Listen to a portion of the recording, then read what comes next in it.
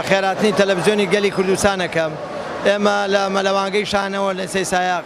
یەکێتی مەلەوانی سلێمانی توانی پاڵەوانێتی 2007 ئەنجام بدا بۆ گژنادە وەرزشەکانی سلێمانی و دەوروبەری کە نادی سلێمانی، دووکان، سەی سایاق، سیروانی شارە زور،